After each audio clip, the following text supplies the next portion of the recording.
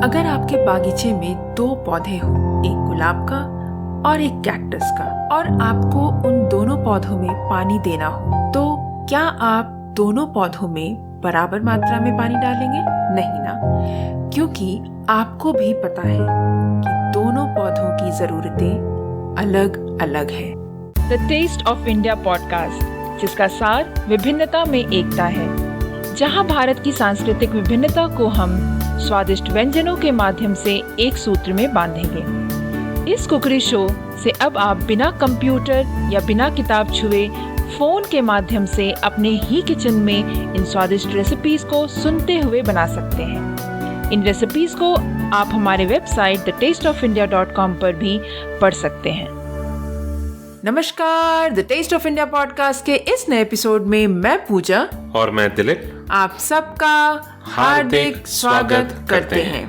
दोस्तों, एक अच्छी परवरिश करने की कोई परिभाषा नहीं होती, पर फिर भी एक अच्छी परवरिश करने के कुछ नुस्खे जरूर होते हैं जो शायद आपके बच्चों को खुशहाल रखने में बड़ी मददगार साबित हो सकती है। अरे, उससे याद आया कि पिछले बार आपने कहा था कि आज के इस एपिसोड में आप ऐसे ही कुछ नुस्खे शेयर करने वाले हो। सही याद आया। आज मैं सद्गुरु जी की कुछ कही हुई बातें शेयर करने वाली हूँ। हाँ, याद आया। तो दोस्तों, चलिए फिर सुनते हैं हम और आप दोनों मिलकर इन नुस्खों को। तो सबसे पहला नुस्खा है दिलीप कि बच्चे की आपकी जिंदगी में आना मतलब खुशियों का आना, और माता पिता होने के नाते हमें उनकी परवरिश अच्छे से करनी चाहिए ताकि वो बच्चा आगे चलकर कठिन परिस्थितियों का सामना करते हुए अपने पैरों पर खड़े हो सके, बच्चों को अपना इन्वेस्टमेंट समझकर ना पाले। ये तो आपने सही कहा। अक्सर हम ये गलती करते हैं कि हम ये सोचते हैं कि बच्चे हमारे बुढ़ापे का सहारा बनेंगे।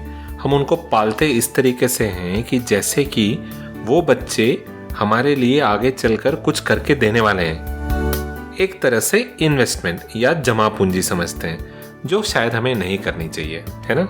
Absolutely right Dilip. दूसरी बात ये कि बच्चों को जो बनना है बनने देना चाहिए, क्योंकि आज का जमाना अलग है और इस जमाने में गुजर बसर करने के लिए सोच भी इस जमाने वाली होनी चाहिए। तो इसीलिए बच्चों को जो बनना है बनने देना चाहिए, क्योंकि आज का जमाना अलग है और इस जमाने में गुजर बसर करने के लिए सोच भी इस जमाने वाली ही होनी चाहिए। तो इसीलिए ये जरूरी नहीं कि जो जिंदगी हमने जी है वही जिंदगी वो भी जिए। आपका ये सोचना कि जो आप नहीं बन पाए वो आपके बच्चे को बनना चाहिए, ये सोच सही नहीं है, क्योंकि हो सकता है कि बच्चों का इंटरेस्ट अलग हो और वो कुछ और ही बनना चाहते हो। इसीलिए उन पर अपनी अपेक्षाएं ना थोपें। बिल्कुल सही कहा पूजा। कई बार, और ये आम तौर पर हम देखते हैं कि हम हमारा एम्बिशन जो हम शायद पूरा नहीं कर पाए वो हम अपने बच्चों पर थोप देते हैं, जिसकी वजह से कई बार कई सारे ऐसे टैलेंट्स जो बच्चे के अंदर होते हैं वो बस टैलेंट बन करके रह जाते हैं, वो कभी बाहर नहीं निकल पाते। एग्जैक्टली दिलीप, बिल्कुल सही कहा आपने। और तीसरा टिप दिलीप ये है कि सच्चा प्यार दें बच्चों को, हर मांगी हुई चीज नहीं। अक्सर माता पिता आपने देखा होगा कि ये सोचते हैं कि बच्चों की हर जिद, हर मांग पूरी करना ही उनको प्यार करना कहते हैं। जरूरतें पूरी करना और जिद पूरी करना, ये दोनों अलग अलग चीजें हैं। तो अगर आप अपने बच्चे से प्यार करते हैं तो उन्हें वही दें जो जरूरी है। और इसके लिए आपका ये समझना जरूरी है कि क्या चीज जरूरी है। हर चीज जिंदगी में जरूरी नहीं होती। जो जरूरी चीजें हैं वही दीजिए, जिद को रहने दीजिए, उसे पूरा ना कीजिए। बिल्कुल। तो चौथी टिप ये है कि बच्चों को बच्चा ही रहने दें, उसे अपने जैसे बनाने की कोशिश ना करें। उन्हें आराम से बड़े होने दीजिए, जल्दबाजी ना करें, क्योंकि हर चीज का एक वक्त होता है। बस आप गाइड करते रहें और उन्हें प्रोत्साहित करते रहें। बिल्कुल सही कहा पूजा। तो चलते हैं फिर टिप 5 पर, जो ये है कि हमें एज अ पेरेंट ये सीखने का वक्त है, सिखाने का नहीं। जैसा कि हमने आपको हमारे पिछले एपिसोड में बताया था, आपको याद होगा कि हमारा ये सोचना कि हम सिर्फ सिखा सकते हैं, हमें सीखने की ज़रूरत नहीं, ये मेंटालिटी बहुत ही गलत है। अक्सर पेरेंट्स को ये कहते सुना है कि हमने तुमसे ज़्यादा दुनिया देखी है। दुनिया तो ज़्यादा देखी होगी आपने, पर बच्चे जिस तरह से छोटी छोटी चीज़ों में खुशियाँ ढूंढ लेते हैं और भूलना और भुलाना जानते हैं, क्या हम कर सकते हैं ये सब वो चीज़ें हैं जो हमें बच्चों से सीखनी चाहिए। क्या दिलीप, आपका क्या कहना है? बिल्कुल सही कहा। कई बार मैं देखता हूँ बच्चों को कि छोटी छोटी चीज़ों में वो नाराज़ होते हैं, गुस्सा होते हैं, रोते हैं, मगर पलक झपकते ही वो फिर किसी चीज़ को लेकर के खुश होते हैं और खुशी से हंस रहे होते हैं। बिल्कुल सही। मगर हम अपनी ज़िंदगी में छोटी छोटी चीज़ों को लेकर के उसे बोझ बना करके इतनी दूर चल देते हैं कि कई बार हम भूल जाते हैं कि वो करने में हमने अपनी ज़िंदगी की बहुत ही अहम वक्त, प्रेशियस टाइम हमने खो दिया है। हमें ये स्किल बच्चों से सीखना चाहिए। बिल्कुल बिल्कुल सही कहा आपने। तो अब चलते हैं टिप नंबर 6 पे, जो हमें कहता है कि बच्चे सहज ही आध्यात्मिक होते हैं, उन्हें आपकी या किसी के इन्फ्लुएंस की ज़रूरत नहीं। कोशिश कीजिए कि ये इन्फ्लुएंस कम से कम हो और देखिए वो कैसे एक बेहतर इंसान बनते हैं। सही बात है। हमें बच्चों को ना सिर्फ गाइड करना चाहिए, हमें उन्हें इन्फ्लुएंस नहीं करना चाहिए। हम अगर उन्हें गाइड करते रहेंगे, वो अपने आप ही एक बेहतर इंसान बन पाएंगे। आज की सोसाइटी के लिए ऐसे एक अच्छा इंसान बनना बहुत ही ज़रूरी है। इसीलिए बच्चों को अपने आप ही बढ़ने दीजिए, उनकी जो स्पिरिचुअलिटी है उसी को नर्चर कीजिए रादर देन इन्फ्लुएंसिंग इट। सही कहा। तो अब चलते हैं 7वें टिप पर, जो ये है कि घर का माहौल खुशनुमा और मददगार बनाएं। आप खुश रहेंगे तो आपके बच्चे भी हमेशा हमेशा खुश रहेंगे। ये तो एक बहुत ज़रूरी टिप है हम सब लोगों के लिए, सिर्फ माता पिता के लिए नहीं, इनफैक्ट सभी बड़ों के लिए। खुश रहना और खुशनुमा रखना बहुत ही ज़रूरी है। Let's get out of that brooding environment और that environment of sadness and gloom, and let's all be happy. Build that environment at home and you will see that your kids are easily influenced by that. अब देखिए 8वां tip क्या कहता है। कहता है कि गहरी दोस्ती करें, क्योंकि अगर आप बॉस बनने की कोशिश करोगे तो बच्चे आपसे कोई भी बात शेयर करने से हिचकिचाएंगे। तो ऐसा बिल्कुल ना करें। मुझे याद है कि मेरी माँ मुझसे कहती थी कि उनके पिताजी यानी मेरे नाना जी ये कहा करते थे कि बच्चों से दोस्ती करके या अपने बच्चों के साथ दोस्त जैसा बर्ताव करके जितना आप उनसे क्लोज और उनसे रिलेशनशिप बना पाएंगे, उतना आप कभी भी एक बॉसी पेरेंट का रोल अदा करके नहीं कर पाएंगे। इसलिए ये ज़रूरी है कि आप अपने बच्चों के दोस्त बने। करेक्ट।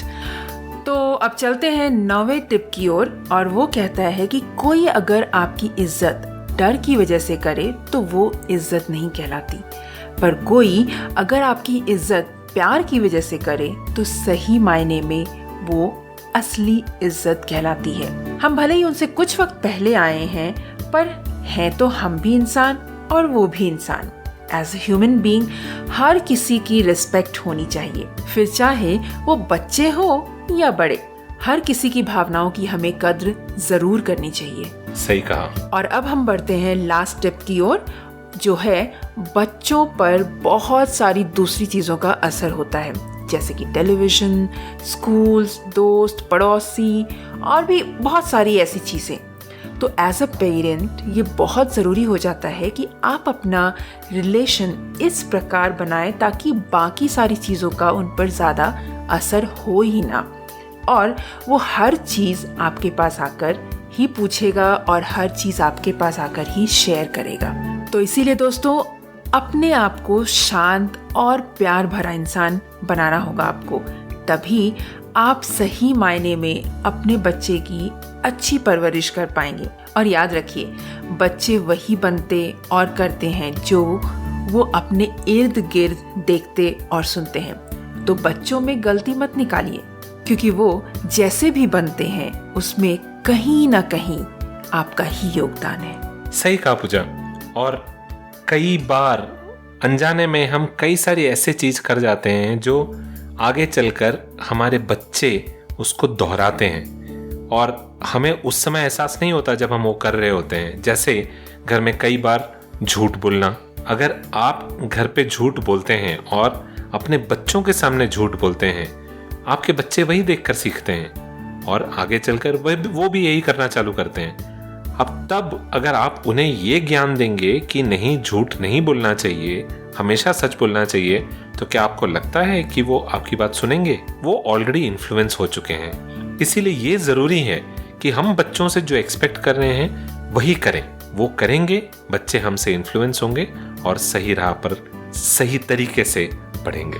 बिल्कुल सही कहा दिलीप। और अगर आपको ये कॉन्वर्सेशन अच्छा लगा और ये टिप्स अच्छा लगा, तो आपको हमारा अगला एपिसोड जरूर अच्छा लगेगा। अगले एपिसोड में हमारे साथ होंगी एक ऐसी गेस्ट जो हमसे बात करेंगे बच्चों के बारे में, और ये बातें बहुत बहुत ज्यादा महत्वपूर्ण है, एंड आई एम श्योर कि आपको बहुत ज्यादा पसंद आने वाली है। तो इसीलिए अगला एपिसोड तो आप बिल्कुल भी मिस ना करें। तो इस एपिसोड में फिर हम अगले पड़ाव पर चलें। बिल्कुल चलते हैं। और क्या बनाने वाले हैं हम? आज हम ऐसी चीज बना रहे हैं जो मुझे नहीं लगता कि इंडिया से बाहर हर किसी को इस रेसिपी के बारे में पता है। सही बात है। और उस रेसिपी का नाम है आलू समोसा। तो फटाफट देखते हैं इंग्रेडिएंट्स क्या है और जल्दी से बनाते हैं आलू समोसा। बिल्कुल। तो इस रेसिपी को बनाने के लिए हमें सबसे पहले चाहिए होगा मैदा 2 कप, 1/4 टीस्पून अजवाइन, 1/2 टीस्पून नमक, 1/4 कप तेल, 1/2 कप पानी या फिर आवश्यकता अनुसार। और उसके अलावा हमें पोटैटो की स्टफिंग बनानी है। उसके लिए हमें चाहिए होंगे 12 पोटैटो, मीडियम साइज का ले लेंगे, जिसको हम बॉईल कर लेंगे और मैश कर लेंगे। उसके अलावा हमें चाहिए होंगे 4 टेबलस्पून मूंगफली, 1 से 1.5 चम्मच जो है धनिया पाउडर, 8 हरी मिर्ची जिसको हम क्रश कर लेंगे, 2 टीस्पून जिंजर ले लेंगे, उसको भी हम क्रश कर लेंगे, नमक स्वाद अनुसार, 1 से 2 तेज पत्ता, 2 खड़ा लाल मिर्च, 1/2 टीस्पून पंचफोरन, 3 टेबलस्पून मस्टर्ड ऑयल, और इसके अलावा हमें चाहिए होंगे पानी जिससे हम समोसे को सील करेंगे, तेल जिससे कि हमें समोसे को डीप फ्राई करेंगे। So look at the ingredients for aloo samosa. We'll need 2 cup all-purpose flour, 1/4 teaspoon ajwain, 1/2 teaspoon salt, 1/4 cup oil, and 1/2 cup water, or as much is required. Then for the stuffing, we'll need 12 medium potatoes boiled and mashed, 4 tablespoon peanuts, 1.5 tablespoon coriander powder, 8 numbers green chilies crushed, 2 teaspoon ginger crushed, salt to taste, 1 to 2 bay leaves, 2 whole dry red chilies, 1/2 teaspoon panchforan, and 3 tablespoon mustard oil. Some of the other ingredients that we'll need is water to seal the samosas and oil to deep fry. तो आइए देखते हैं कि इस recipe को बनाते कैसे हैं। तो सबसे पहले इस रेसिपी को बनाने के लिए हम एक काम करेंगे कि हम आटा गूंद लेते हैं फटाफट। आटा गूंदने के लिए हमें क्या करना है कि एक बड़ा सा बोल लेंगे जिसमें कि हम डालेंगे मैदा, अजवाइन, नमक, और इन सारी चीज़ों को हम अच्छे से मिक्स कर लेंगे। उसके बाद हमें इसमें डालना है तेल, और तेल डालने के बाद जो है हमें अपने उंगलियों की सहायता से, अपने हाथों की सहायता से इसको अच्छे से मसल कर मिक्स करना है। हमें इतना मिक्स करना है इसे ताकि जब आप अगर मुट्ठी भर आटा लेंगे और उसे दबाएंगे अपने हाथों से तो बिल्कुल बंध जाना चाहिए आकार में। तो ऐसे आपको इसके मिक्सचर को बिल्कुल मिक्स करना है, समोसे के मिक्सचर को।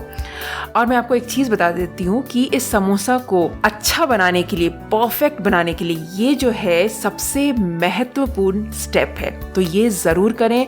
और जब आप मिक्स कर रहे हो इन सारी चीज़ों को, तब आप पानी इमीडिएटली बिल्कुल ना डालें। जब आप देखेंगे कि बिल्कुल शेप ले रहा है आटा, तब आप इसमें धीरे धीरे थोड़ा थोड़ा पानी डालें और आटा को गूंदें। आटा को हमें ऐसे गूंदना है जैसे कि हम जनरली निमकी वगैरह आपने देखा होगा, जैसे उसको गूंदते हैं वैसे ही गूंदना है। बेसिकली आटा स्टिफ होना चाहिए, सॉफ्ट नहीं गूंदना है, क्योंकि सॉफ्ट गूंदेंगे तो आपके समोसे में जो है बहुत सारे ब्लिस्टर्स, बबल्स जिसको कहते हैं, वैसे होकर बनकर आ जाएगा। और उसके बाद क्या करेंगे, जब हमारा आटा गूंद जाएगा तब हम इस पे तेल लगाएंगे थोड़ा सा, और उसके बाद हम इसे कवर करके तकरीबन कम से कम 20 से 30 मिनट इसे रेस्ट होने के लिए छोड़ देंगे। So, a quick look at the instructions for making this recipe. First of all, in a large mixing bowl, add maida, ajwain and salt and mix it well. Then add oil and crumble and mix the flour well.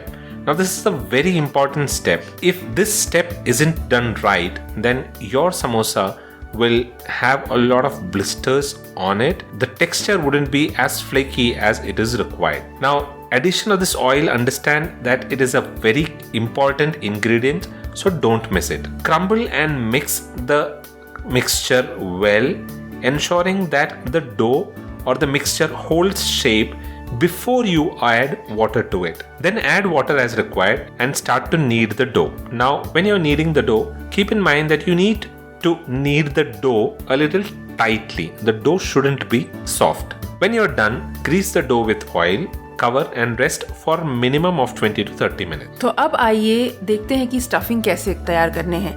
जब तक कि हमारा आटा rest कर रहा है तब तक हम स्टफिंग तैयार कर लेते हैं। और स्टफिंग तैयार करने के लिए मैं आपको सबसे पहले बता दूं, इससे पहले कि मैं शुरू करूं, ये स्टफिंग जो है टिपिकल बिहारी स्टाइल में मैंने आज समोसा बनाया है। तो आप ज़रूर ट्राई करें इस समोसे को, ये बहुत ही स्वादिष्ट होती है। तो इसको बनाने के लिए सबसे पहले हमने क्या किया है कि एक पैन में तेल गरम करें, और यहाँ पर मैंने मस्टर्ड ऑयल यूज़ किया हुआ है। और उसके बाद हम इसमें पंच फोरन डालेंगे और उसको स्प्लटर होने देंगे। और जब ये स्प्लटर होने लग जाए तब हम इसमें डालेंगे सूखी लाल मिर्च और तेज पत्ता, थोड़ा सा सॉटे करेंगे। और उसके बाद फटाफट से हम डालेंगे नमक और क्रश किया हुआ जिंजर और ग्रीन चिली। जिंजर और ग्रीन चिली को यहाँ पर आप पेस्ट बिल्कुल ना बनाएं, क्रश किया हुआ डालें तो स्वाद ज़्यादा अच्छा होता है। उसके अलावा हमें फिर उसके बाद डालने हैं धनिया पाउडर, और धनिया पाउडर को थोड़ा सा फ्राई करना है। तब तक फ्राई करना है जब तक कि जो उसका कच्चापन वाला स्मेल होता है वो ना चला जाए। और फिर हमें डालने हैं मैश्ड पोटैटोज यानी कि आलू, और फिर इन सारी चीज़ों को अच्छे से मिक्स कर लेंगे। और उसके बाद बारी है इसमें डालने की फ्राइड पीनट्स की।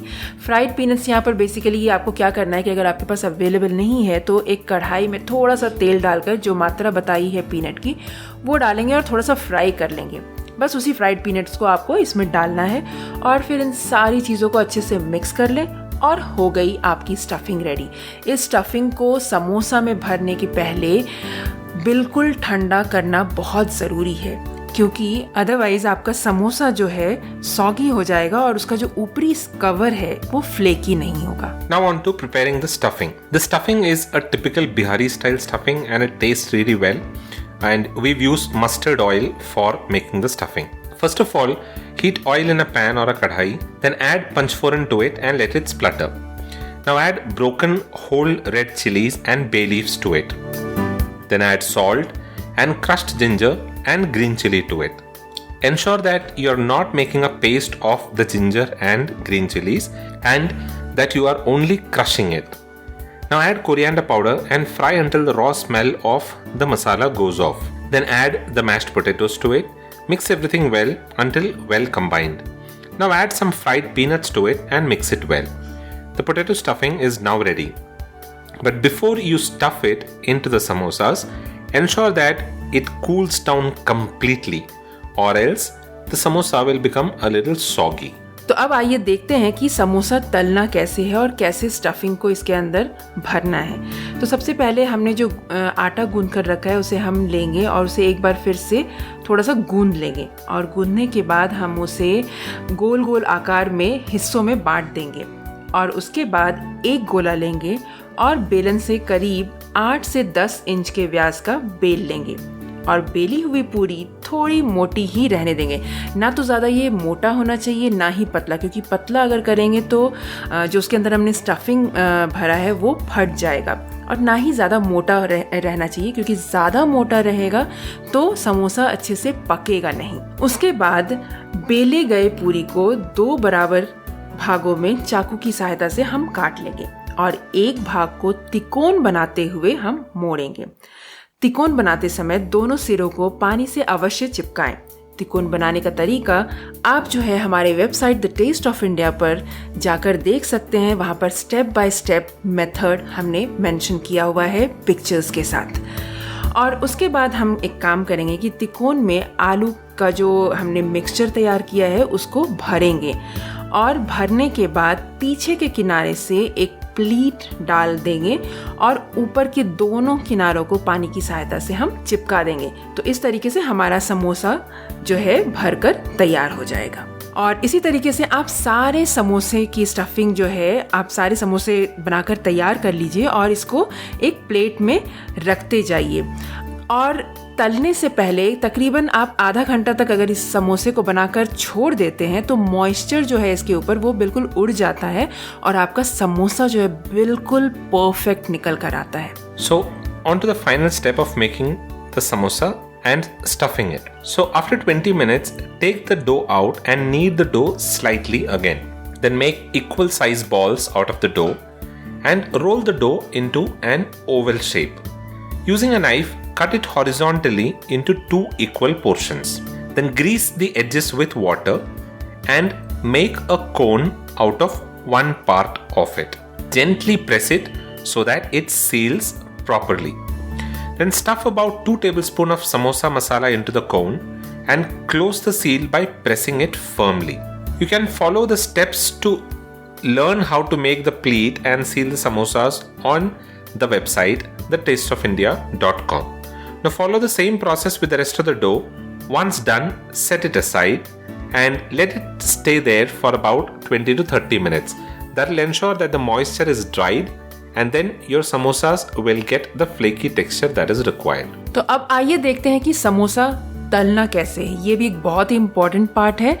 तो समोसा तलने के लिए हम जो है तेल गरम कर लेंगे। अब तेल को हमें ज़्यादा गरम नहीं करना है। समोसा तलने के लिए हम क्या करेंगे कि एक कढ़ाई में तेल डालकर गरम कर लेंगे और गरम तेल में तकरीबन 4 से 5 समोसा डालेंगे और उसे ब्राउन होने तक समोसा को हम तलेंगे। आज जो है आप बिल्कुल लो फ्लेम पर रखें, क्योंकि समोसा लो फ्लेम में तलेंगे आप तो समोसा फ्लेकी क्रिस्पी होगा। तो इसीलिए इस बात का ध्यान रखना बहुत ज़रूरी है। और जब समोसा तल जाए तकरीबन आई थिंक आपको 20 से 25 मिनट लग जाएंगे एक बैच को तलकर निकालने में। और निकालने के बाद जब आपको दूसरा बैच तलना है तो आपको ये ध्यान रखना है कि जो टेम्परेचर है ऑयल का उसको थोड़ा सा डाउन करना है और उसके बाद ही आप नेक्स्ट बैच डालें और फिर तलें। तो इस तरीके से आप सारे समोसे को तलकर निकाल लीजिए।